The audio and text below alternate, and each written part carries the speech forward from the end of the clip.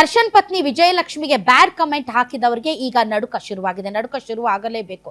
ನೋಡಿ, ದರ್ಶನ್ ಕೇಸಲ್ಲಿ ಈಗ ಎರಡು ಉದಾಹರಣೆಗಳು ನಮ್ಮ ಕಣ್ಮುಂದೆನೇ ಇರುವಂತದ್ದು.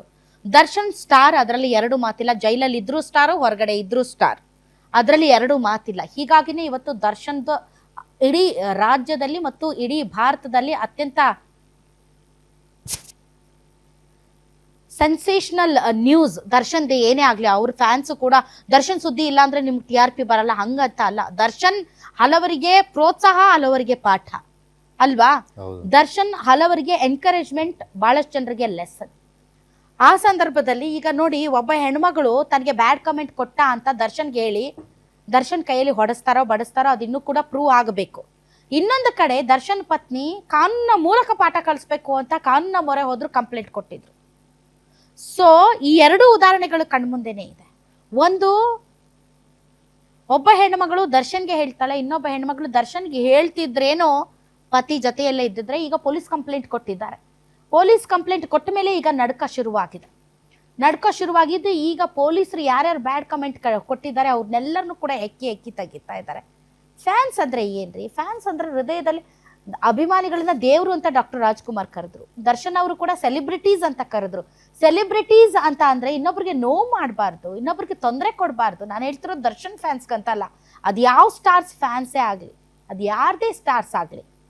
ಚಲನಚಿತ್ರ ಹೀರೋಗಳು ಯಾರು ನೀವು ವೈಭವೀಕರಿಸ್ತೀರಿ, ಯಾರು ಪೂಜಿಸ್ತೀರಿ, ಆರಾಧಿಸ್ತೀರಿ, ನೀವು ಅಭಿಮಾನಿಗಳು, ನಿಮ್ಮ ಅಭಿಮಾನ ತಪ್ಪು ಅಂತ ನಾನು ಇಲ್ಲಿ ಹೇಳ್ತಾ ಇಲ್ಲ. ಆದರೆ ಇನ್ನೊಬ್ಬರನ್ನ ದೂಷಿಸುವ, ಇನ್ನೊಬ್ಬರನ್ನ ಶೋಷಣೆಗೊಳಪಡಿಸುವಂತಹ ನಿಮ್ಮ ಕಮೆಂಟ್ಗಳು ಅವರ ಜೀವನದಲ್ಲಿ ಎಷ್ಟು ದೊಡ್ಡ ಪರಿಣಾಮ ಬೀರಬಹುದು ಅನ್ನೋದಕ್ಕೆ ನೋಡಿ, ದರ್ಶನ್ದೇ ಒಂದು ಜೀವಂತ ಸಾಕ್ಷಿ.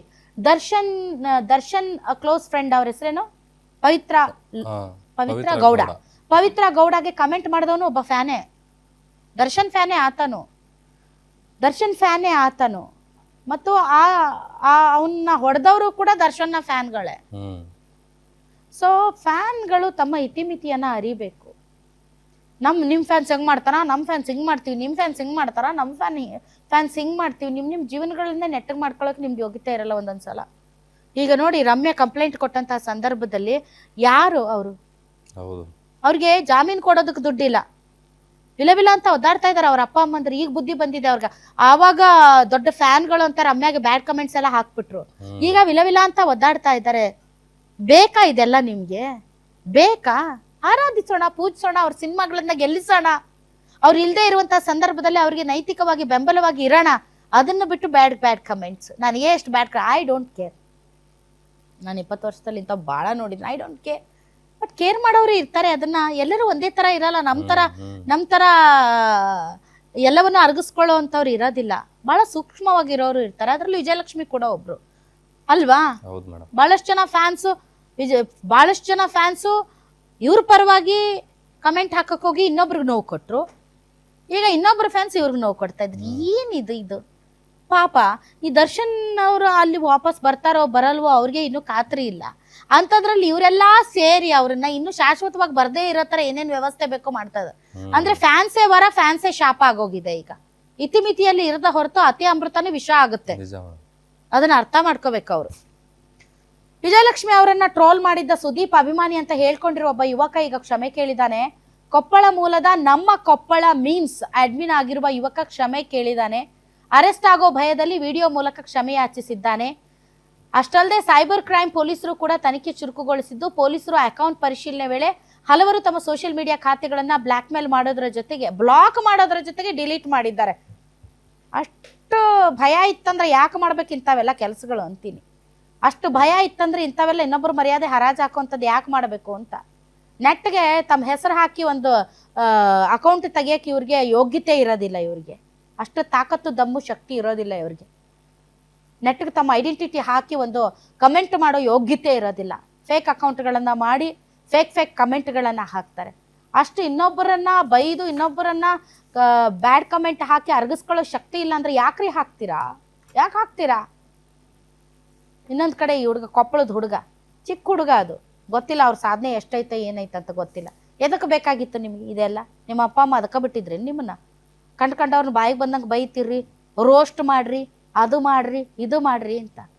ಸಮಾಜಕ್ಕೆ ಒಂದು ಉತ್ತಮ ಸಂದೇಶ ಕೊಡೋ ನಿಟ್ಟಿನಲ್ಲಿ ನೀವು ಮಾಡಿ, ನಾನು ಬೇಡ ಅಂದಿಲ್ಲ. ನಮ್ಮನ್ನು ಎಷ್ಟೋ ಜನ ರೋಸ್ಟ್ ಮಾಡ್ತಾರೆ, ನಮ್ಮನ್ನು ಎಷ್ಟೋ ಜನ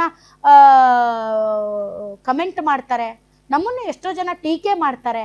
ಒಳ್ಳೆಯ ಟೀಕೆಗಳಾದರೆ ನಾನು ಅದನ್ನು ಸ್ವೀಕರಿಸ್ತೀನಿ, ನಾನು ನೋಡ್ತೀನಿ. ನನ್ನ ಬಗ್ಗೆ ಕಮೆಂಟ್ ಮಾಡುವಂಥ, ನನ್ನ ಬಗ್ಗೆ ಹೇಳುವಂಥ ಪ್ರತಿಯೊಂದು ವಿಚಾರಗಳನ್ನ ನಾನು ನೋಡ್ತೀನಿ. ಅದರಲ್ಲಿ ನಿಜಕ್ಕೂ ಅವ್ರು ಹೇಳ್ತಾ ಇರೋದು ಸರಿ ಅನ್ನೋದಾದರೆ ನಾನು ಅದನ್ನು ತಿದ್ಕೊಳ್ತೀನಿ. ಎಸ್, ಕರೆಕ್ಟಾಗಿ ಹೇಳ್ತಾ ಇದ್ದಾರೆ ಅಂತ ನಾನು ಅವ್ರನ್ನ ಅಪ್ರಿಷಿಯೇಟ್ ಮಾಡ್ತೀನಿ. ಆದರೆ ಎಲ್ಲದಕ್ಕೂ ಒಂದು ಬಾರ್ಡ್ರ್ ಹಾಕ್ಕೊಳ್ಬೇಕು, ಎಲ್ಲಿವರೆಗೆ ಸರಿ ಎಲ್ಲಿವರೆಗೆ ತಪ್ಪು ಅಂತ. ಮಾಡೋದು ಮಾಡಿ ಈಗ ನಾನು ಅರೆಸ್ಟ್ ಆಗ್ತೀನಿ ಅನ್ನೋ ಭಯಕ್ಕೆ ಆ ಹುಡುಗ ಯಾರೋ ಕೊಪ್ಪಳ ಮೀಮ್ಸ್ ಅಂತೆ. ಎದಕ್ಕೆ ಬೇಕಾಗಿತ್ತು ಮತ್ತು ಕೊಪ್ಪಳದ ಹೆಸರು ಕೆಡ್ಸಕ್ಕ? ಮೊನ್ನೆ ತಾನೇ ವಿಜಯಲಕ್ಷ್ಮಿ ಮೇಡಮ್ ಅವ್ರದ್ದು ಮೊನ್ನೆ ಒಂದು ಪೋಸ್ಟ್ ಮಾಡಿದ್ದೆ. ಅದಕ್ಕೆ ಕಾರಣ ಅವ್ರಿಗೆ ಒಂದ್ ಸ್ವಲ್ಪ ಅದು ನಾನು ಇದನ್ನ ಪೋಸ್ಟ್ ಹಾಕಿದ್ದಕ್ಕೆ ಅವ್ರಿಗೆ ಬಹಳ ಮನಸ್ತಾಪ ಆಗೈತಿ. ಇನ್ನೊಂದೇನಪ್ಪಾ ಅಂತಂದ್ರೆ ಇಲ್ಲಿ ನಾವು ಈ ಕಿಚ್ಚ ಫ್ಯಾನ್ಸು ಎಲ್ಲ ಡಿ ಬಾಸ್ ಫ್ಯಾನ್ಸು ಎಲ್ಲರೂ ಒಂದಾಗಿದ್ವಿ ಕೊಪ್ಪಳದಲ್ಲಿ. ಅದಕ್ಕೆ ಒಂದ್ ಸ್ವಲ್ಪ ಮನಸ್ತಾಪ ಏನೋ ನಮ್ದು ಇನ್ನೂ ನಂಗೆ ತಿಳಿಲಾರ್ದೆ ಆ ತರ ಅಪ್ಲೋಡ್ ಮಾಡಿದ್ದೀನಿ. ಇನ್ಮೇಲಿಂದ ಯಾವುದೇ ತರ ಅಪ್ಲೋಡ್ ಆಗಂಗಿಲ್ಲ ವಿಡಿಯೋಸ್ ಫೋಟೋಸ್ ಯಾರ್ದು. ಇನ್ಮೇಲಿಂದ ಇದು ಆ ತರ ನಾ ಇನ್ನೇಮಿಂದ ಮಾಡೋದು ಇಲ್ಲ ಅಂತಂದು ನಾ ಕ್ಷಮೆ ಯಾಚಿಸುತ್ತೇನೆ. ನಮ್ಮ ಕೊಪ್ಪಳ ಮೀಮ್ ಸೆಟ್ ಅಲ್ಲ, ಎದಕ್ಕೆ ಬೇಕಾಗಿತ್ತಪ್ಪ ನಿನಗೆ ಕೊಪ್ಪಳ ಮೀಮ್ಸ್? ಎದಕ್ಕೆ ಬೇಕಾಗಿತ್ತು? ಏನೋ ತಪ್ಪಿನಿಂದ, ಏನೋ ಗೊತ್ತಿಲ್ದಂಗೆ ಯಾರು ಮಾಡಲ್ಲ, ಗೊತ್ತಿದ್ದ ಮಾಡೋದು. ಒಳ್ಳೊಳ್ಳೆ ಕಂಟೆಂಟ್ ಹಾಕ್ರಿ, ಫೇಮಸ್ ಆಗ್ರಿ, ಯಾರು ಬೇಡ ಅಂದರು. ಟೀಕೆ ಟಿಪ್ಪಣಿಗಳು ಆರೋಗ್ಯಕರವಾಗಿರ್ಬೇಕೇ ಹೊರತು ಇನ್ನೊಬ್ಬರನ್ನ ಶೋಷಣೆಗೆ ಒಳಪಡಿಸುವಂಥ ಈ ಥರದ ಗೀಮ್ಸು ಮಾಡಿ ನಿಮ್ಮ ಅಪ್ಪ ಅಮ್ಮ ಎಲ್ಲ ನೋಡ್ತಿರ್ತಾರೆ. ಇವತ್ತು ಒಂದು ಚಾನಲಲ್ಲಿ ನಿನ್ನ ಮುಖ ಬಂತಂದ್ರೆ ನಿಮ್ಮ ಅಪ್ಪ ಅಮ್ಮ ಏನೋ ಮಾಡ್ತಾನೆ, ನನ್ನ ಮಗ ಫೇಮಸ್ ಆಗ್ತಾನಂತ ಅಂದ್ಕೊಂಡಿರ್ತಾರೆ.